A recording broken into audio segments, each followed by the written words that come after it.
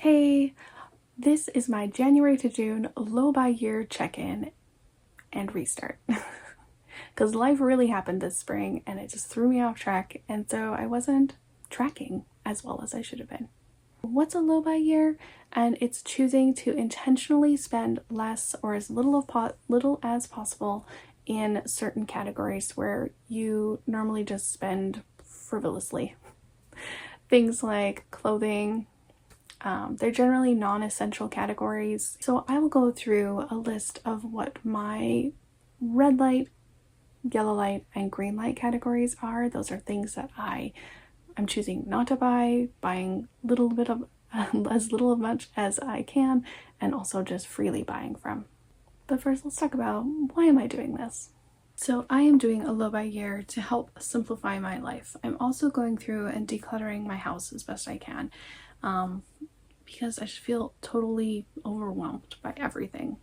As a mom, I have 4 children, I am working, I'm trying to pursue my own interests and hobbies like YouTube, and so it was just a lot to stay on top of, and I just felt like one of the most tangible things that I can do to help myself is just to get rid of things and to stop the inflow of stuff from coming in. Also, if we had less stuff, that was more time that I could free up that was spent cleaning or sorting or organizing.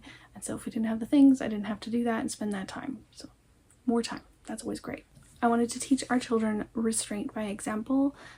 This world, we just get what we want almost as soon as we want it. And so it was just a way to hit pause and just to be more intentional about the things that we want. And by teaching our kids that we didn't need to get the thing immediately, then it just helps them with their own financial future as well. And we wanted to value experiences over things. So really trying to focus more on doing things as a family and spending money there rather than just buying more gifts and things that we're just gonna be cluttering up the house. So I had some personal goals this year doing the low buy year. One of them was to pay off our credit card, which we did. Yay! So big celebration there. At the beginning of the year, we had, I think, close to $7,000 on the MasterCard. I could totally be wrong, but I will put the number here. And then that way you guys can see. We are also working at keeping it clean. And the way we're doing this is by paying it off weekly. This is life-changing. If you haven't tried doing this, it is life-changing. So the money that you use your credit card for, whether that's grocery purchases or maybe you needed something fixed on the car or something, you would hopefully it would already be in your budget. So hopefully it's already accounted for in the money you're using. The money that you're getting. And so then by paying off the MasterCard weekly, then it just helps to keep it clear. And then you're able to pay off the debt that much faster. The most important part is that you're able to keep it clean once it's clear. And so that has been life-changing for us. The other goal was to get our savings up to $10,000. I think we started the year around 5. We are close to 8 now, and by the end of summer we should be able to get to the 10,000 mark because of the side work that we have coming in. So yeah. Another goal was consistent meal planning. I had been doing a really shoddy job the last few years, and so I was able to spend February, March working on that, and I did pretty good there, and then fell off the bandwagons this spring, which we'll talk about. And now I'm just trying to get back on it, trying to get back into it, and just trying to make sure that we have the food that we say we're going to cook available because I'm buying the groceries properly and all that stuff. Keeping a zero-based budget is one of the other goals that I had. And again, beginning of the year did great. And springtime came, we fell off the bandwagon, restarting again. So I did track my purchases throughout the spring as well. So I do have all of that information still, but I wasn't as good about delegating a task for all of my money coming in, which is what a zero-based budget is. It's giving each dollar a purpose, whether that's to go to savings, to go to debt, or to be planned in for your budget somewhere else. So I'm going to be restarting that here this month. Another goal was just to live more intentionally. We want to spend money on experiences instead of things, and so we just want to be able to live our lives instead of just worrying about paying off debt for things that just break or don't bring us as much joy.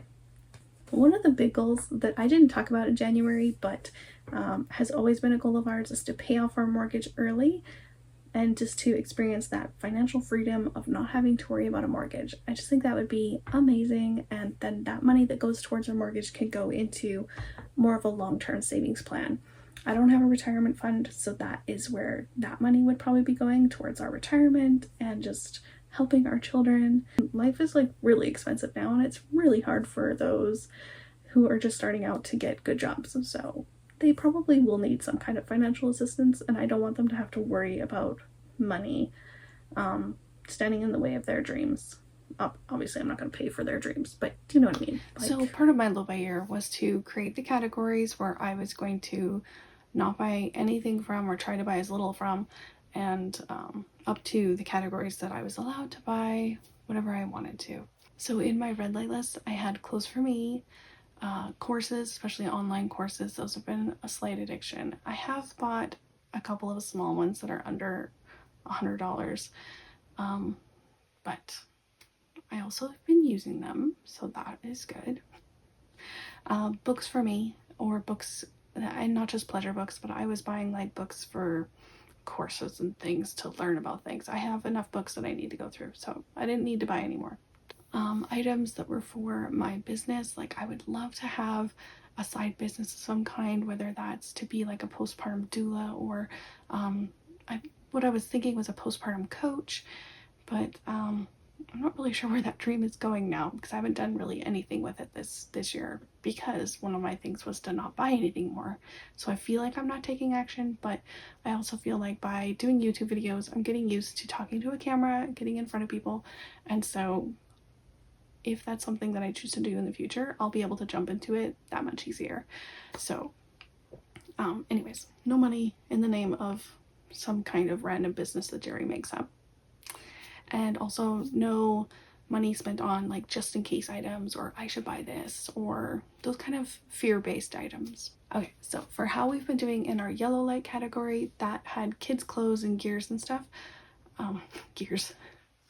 We had to buy my son some soccer stuff, so that was purchased, but that was on like a yellow light purchase. That was something that we needed. We have been getting hand-me-downs, and they're cluttering up my office right now, but also I appreciate them because they help us save money. So that is one way we save money, is through hand-me-downs for all of our kids. A couple of yellow light items that I've been failing at has been packaged treats and fast food. We just continue to buy what we want to buy. So I think one of the ways I'm going to help with the fast food item is just to try to limit the number of times we go out to just 2 times a month. And by doing that, hopefully that helps to get us into a habit of not making it a regular occurrence. Stationery items are on my yellow light list because I will just buy all the pens and paper and things. The other one is toys and games. We have enough toys and games. I have a video coming out about trying to organize our toy storage, and so be on the lookout for that one. But basically we're just drowning in toys and games right now, and so I'd like them to play with those toys and games before I buy anymore. Another category that we kind of failed in is gifts. We did buy something for Mother's Day and Father's Day. Well, really, they don't need to be celebrated. They'd be fine. But it was an excuse to buy something for ourselves. So, I don't know. Sometimes you need that too. Like a little something for yourself.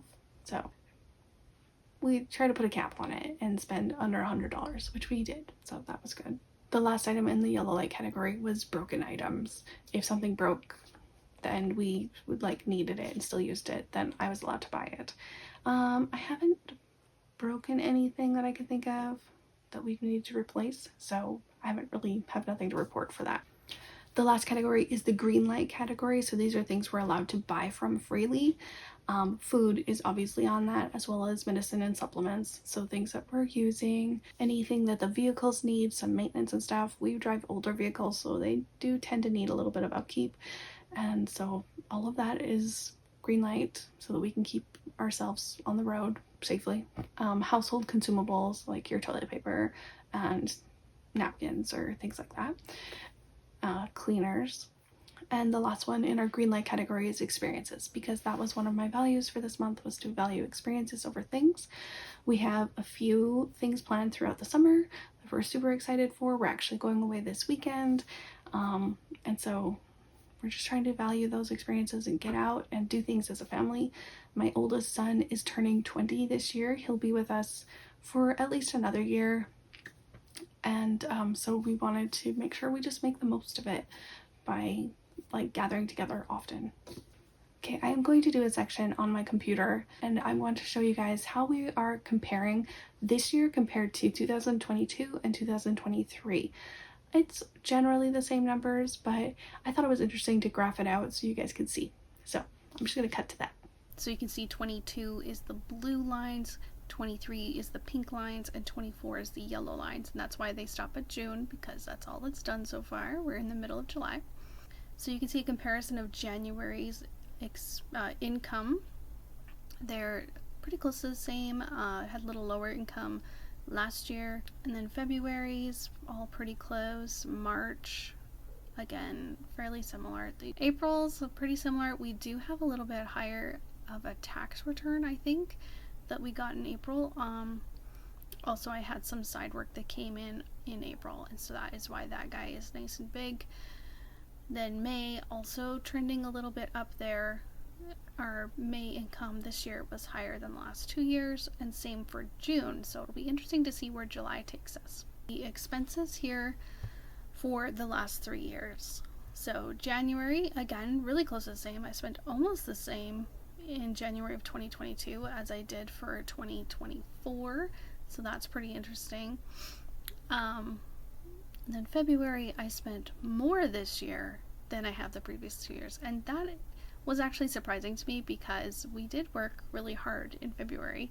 If you want to go back, we did a little challenge to try to save money on groceries in February, and so that is interesting that that is higher. March of last year was pretty high. That is probably due to paying off MasterCard. And then we have April. April's all pretty much the same. Come over here to May. I have a really high expense bill for this year of May, and that's because that is when we paid off our credit card. So all of our credit card payments go on to these expenses as well, and that's why they're a little bit higher. So credit cards are a little bit deceiving because that's money that I used previously but am paying for in the current month, and so it looks like we spent a lot of money in May, but really we were paying off debt that had accumulated over the last few months. And then same with June. We trended upward just a little bit from the last 2 years. So I'm excited to see, and hopefully we can kind of keep the numbers lower and do a little bit of a trending lower for the remainder of the year in the expense category, and at the same time continue to trend upward in our income for 2024. So, and I wanted to just talk a little bit about what threw me off this year. What was the hardest parts?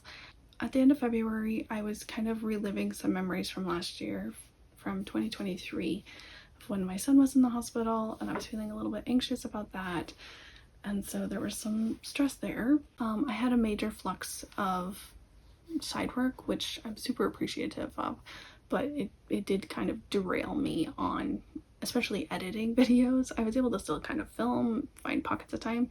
Editing just takes a little bit more time than people think. We had a huge work project, and like we have a number of huge work projects, but in the spring we had a big one that I was having to do at home on like during the weekends and evenings, and I talked about that in my day in the life of a working mom video, where I talked about how I kind of make up my own hours, and so I also use some of my personal time fringe hours to kind of like get things in. And it's generally not like all day long. You don't need to worry, my children still see me.